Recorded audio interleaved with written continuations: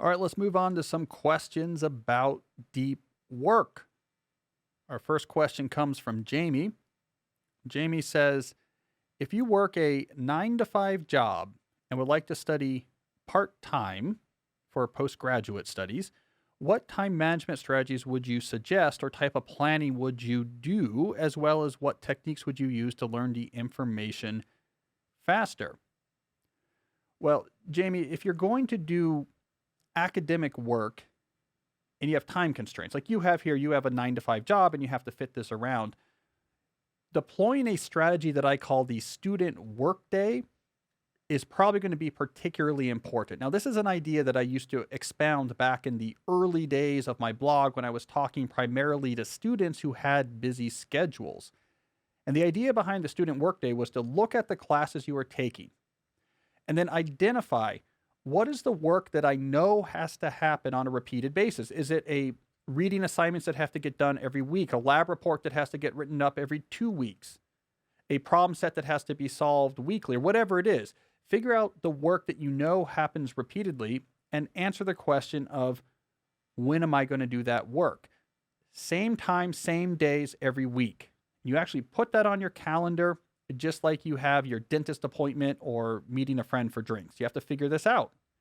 Now, you work a 9 to 5 job, so you might not have a lot of options, but the work has to get done. So identify where that work is going to happen.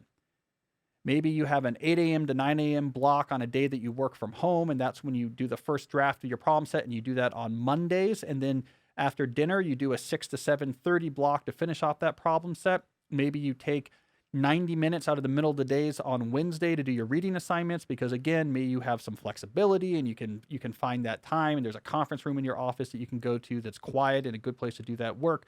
But you figure out, this is all the work that has to get done on a regular basis. This is when I do it, this time, this day. I don't have to think about it. It's routine. Advanced tip here, throw in where that work happens. Okay, as long as I'm fixing when it happens, why don't I also throw in where? So that I can find locations I associate just with that work, and it leads to me shifting into a deep work mode quicker. So I go to this library to do this work. I have a home office in my basement for that work. You want that ritual and routine surrounding this work. What I'm trying to do for you here, Jamie, is get rid of any on-the-fly decision-making about what should I do today, what's due soon. That's what's going to get you in trouble. If you just fly by the seat of your pants and say, oh man, I got something due tomorrow, and I was at work and I went to dinner and I went to the gym and it's 8 and this is going to take 4 hours, that's where you get into trouble. So find when and where that work is going to happen, fix on your calendar, stop thinking about scheduling. Now, what happens if you can't fit it? It's just not reasonable. You're taking up every evening and it's taking up all your hours, and you have no give, you have no time for exercise, you have no time for dinner. Well, now you are facing that productivity dragon. This is the reality. I don't have time. If you don't have time, you have to see you don't have time. This happens more than you would think. There's a famous to me, I'll say important to me, blog post I wrote years ago.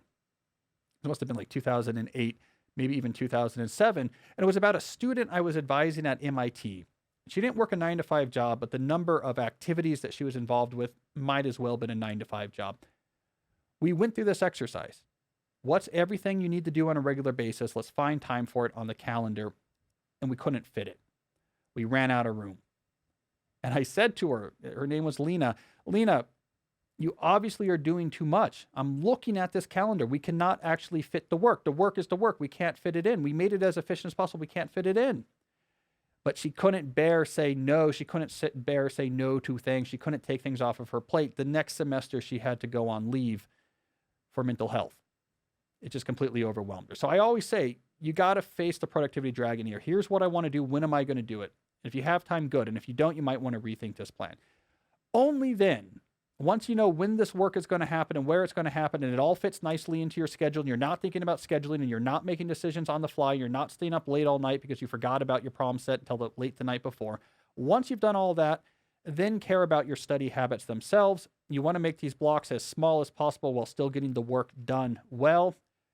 That comes down to how you study. I would recommend my book, How to Become a Straight A Student, for a deep dive on how the most efficient students get their work done. I will just give you 2 very brief hints about what you're going to find in there. Hint number one, your work accomplished as a student is the product of the time you spend and the intensity of your focus. So if you are trying to do your schoolwork with a low intensity of focus, i.e., you're looking at your phone, you're looking at email, you're looking at Slack, you have the TV in the background, it's going to take a lot more time in that equation to get the same amount of work done. Versus if when you work, you're 100% focused, that intensity of focus is maxed out, the time required to get the work done is going to go down. You need to hack that equation if you're going to get this work done with a 9-to-5 job. 2, banish the word study from your vocabulary. That's way too vague. That's way too emotional. You got to be instead incredibly specific. For this type of work, how am I going to do it? And what evidence do I have that this is the right way to do it? How to become a straight A student will get you all those details. It'll walk you down that path. But those are the big picture summaries of what you might find. All right. So summary, schedule all your work in advance. You know when it's going to happen.